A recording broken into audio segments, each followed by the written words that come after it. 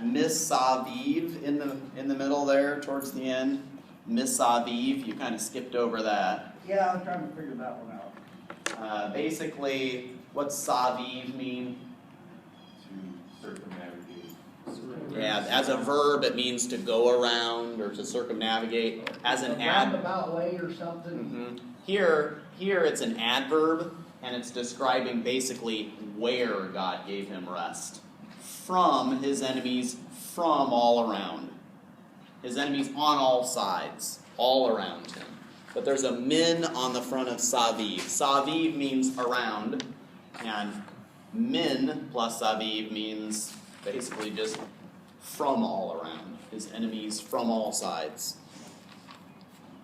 All right, but let's look at the beginning of this clause and look at the way this temporal clause is constructed. It uses vaihi. What is vaihi? The first word. Go ahead and parse it. It's call vav consecutive imperfect third masculine singular of haya to be. Okay, it's a call, vav consecutive imperfect, and something happened.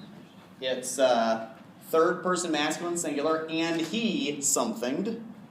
And what's the something? Haya, which means to be. And he was. Or and it was. Real woodenly is what this says, right? By he, and he was, and it was. If it's going to be and he was, it's going to have to give us a subject, right? Is there a subject here for the verb? No, it goes right into a key clause.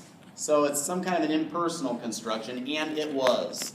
And you can say here, this is an idiom in Hebrew for saying, and it happened, or King James wise, the way that Tobin rendered it, and it came to pass, right? This is that biblical language, and it came to pass. And Greek even uses this kind of a construction with ginomai, right? But it's a Hebraicism within Greek because of this construction. And it was, and it came to pass.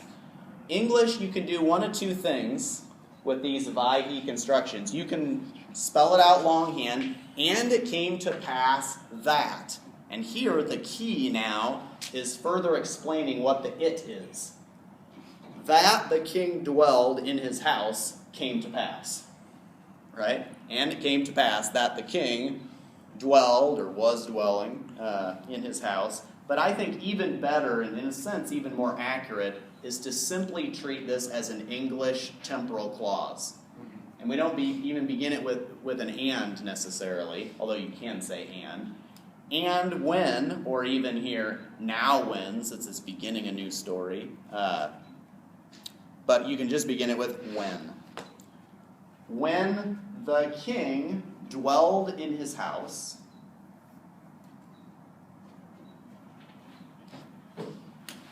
now I need to ask the question, I have a temporal clause going, how do I know when I get to the main clause? Or how do I know when this temporal clause is just still going on?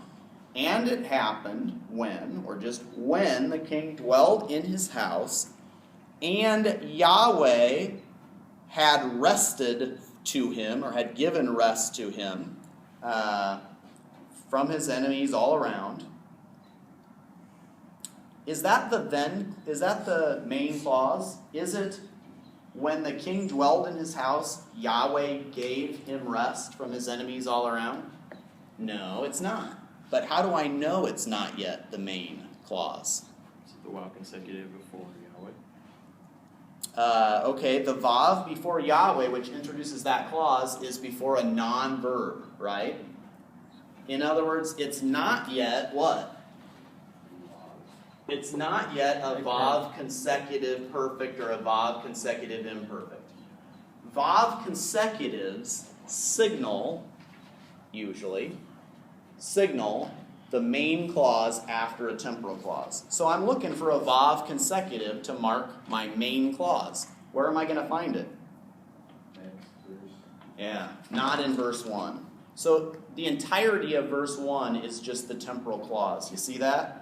And the way you know that it's all the main clause and not half temporal clause, and it's all temporal clause, not half temporal and half main, is because that second clause within verse 1 is not marked by a vav consecutive. The vav